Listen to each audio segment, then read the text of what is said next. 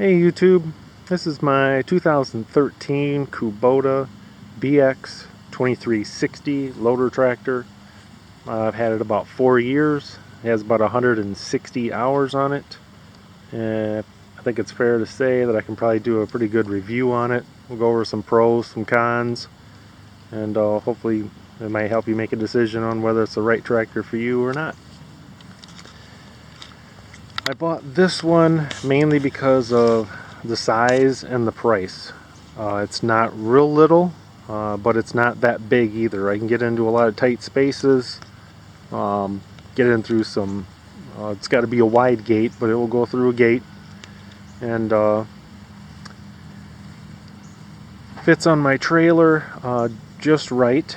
It's not too heavy for my trailer. Like I said, I didn't want to buy a new trailer or new truck to haul some big tractor around. So if you've got a truck and trailer that will haul a big lawnmower, then it might handle this. I think total weight on this, oh shoot, I want to say it's maybe 1,100 pounds, but don't quote me on that. Putting it on my trailer and hauling it in my regular, there's my truck right there, just a half-ton Chevy pickup truck. You can tell it's back there, but it's not bad at all. So that's kind of the reason I bought it. Probably a couple of the high points. It is a Kubota. These things run forever and they don't ever break. In my opinion, I've had two of them. I had an older one before this one. It was smaller though. And the diesel engine seems to run forever on a tank of diesel. You can fill this thing up and I can run it all week long, several hours a day, and the needle doesn't even come off full. So that's pretty awesome. Couple high positive notes. It gets great traction as long as you have a weight box. If you don't have the weight box, it surprisingly spins the tires quite easily with a small load. And I just bought some bags of sand. I think I got these from Menards. They're like 70-pound bags of sand. I think they're like $2. And I believe I have 5 of them in there. So there's quite a bit of weight in there, and it makes a humongous difference. Also, if you're going to lift something pretty heavy, like say you're moving rock or something in this bucket, or maybe you're just lifting something up, like through here you got a chain on there and you're lifting a small tree trunk or something, this thing will tip over really easy. I've been surprised a couple of times at how tippy it gets without the weight box on. I used to take it on and off as I kind of needed it. Now I just leave it on all the time because in my opinion it's a must-have and it's very important. So don't cheap out on the weight box. Whether you make your own or buy a Kubota box like this one is, just make sure you have one. And this is the LA 243 loader. I believe this is the heavier duty one, and I think this one is rated to lift 900 pounds. The tractor can definitely handle it. I think the littler one maybe lifted like 700 pounds. The price difference is not that much though. Definitely go for the bigger loader because the tractor can handle it easily. A couple other high points. The controls are really easy. I'll give you a shot here of the dash. You got your temperature and your gas over here. There's a digital readout for the hour meter. You got turn signals, headlights, flashers. I've gone down just regular city roads with my flashers on to the gas station to fill it up, and that's great. I mean, it's really simple to use. Let's go over some of the levers here. Your throttle's right here, and you can tell there's the rabbit, so obviously you pull it this way for more throttle. Leave this as like a parking lock. And of course you got your loader control right here, your forward, your reverse, there's your brake. The pedals are nice and wide too. When you get out there and you're doing some work and your shoes get all muddy, you can kind of see how muddy the floor is. and they slip and slide, your shoes actually stay on these pedals pretty nice. It's a pretty good design.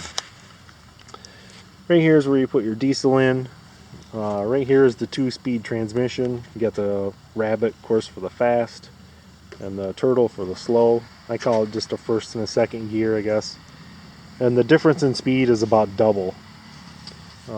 Here is your lift for the 3-point. Here is your control to engage or disengage 4-wheel drive. Right there is you got your PTO levers, and this lock right here, this heel lock, that will make all 4 tires spin in the dirt. It's kind of only a temporary thing if you get real stuck or something. And then you got your PTO controls over there. That's basically the control layout function of it.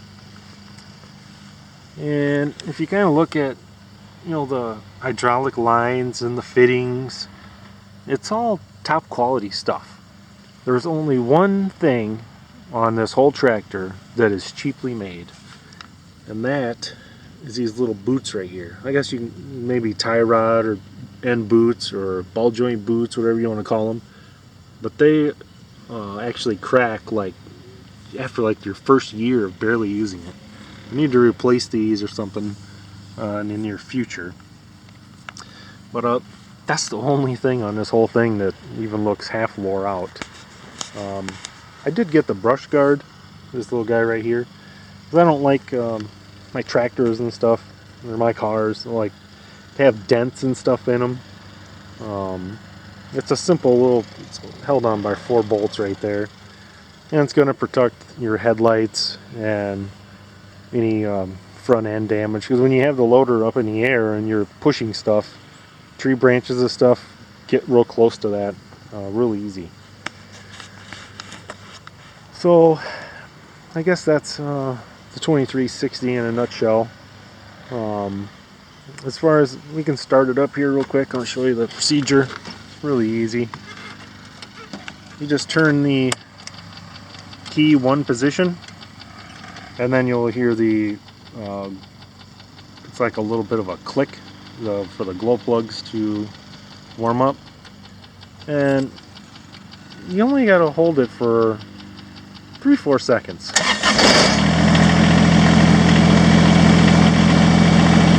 And that's it.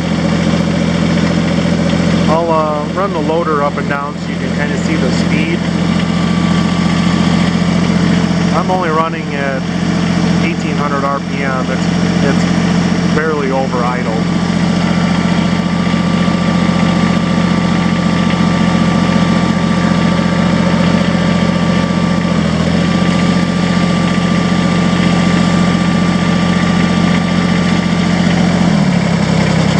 Right there's idle speed. If you're at idle, the loader barely moves. I've got the lever pulled all the way back, and you can see it just barely crawling up. I wish it moved a little faster at idle, but it doesn't. So I'm going to raise it all the way up so you can see how high it will lift.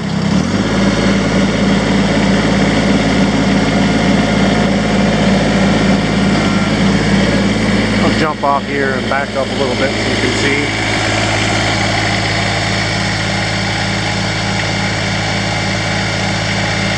You can see it does lift pretty high. I always wish it lift a little higher, but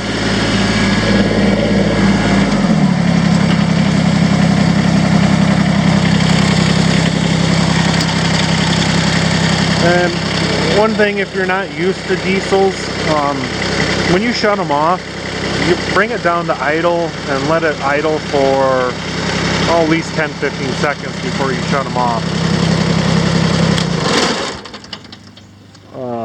I don't remember why, but I remember the dealer telling me, you know, it's a lot harder on a diesel engine if you leave it revved up and shut it off than if you bring it down to idle, let it sit for a little while, and then shut it off. So when you're paying 17 grand for a tractor, you pretty much do what you can to keep it in its best shape as possible. So hopefully you learned a little something from this video, and like I said, it's all depends on what you're going to do with a tractor, or as to what size I guess you want. And in my case, it's how or what you have to haul it around. And I guess that's about it.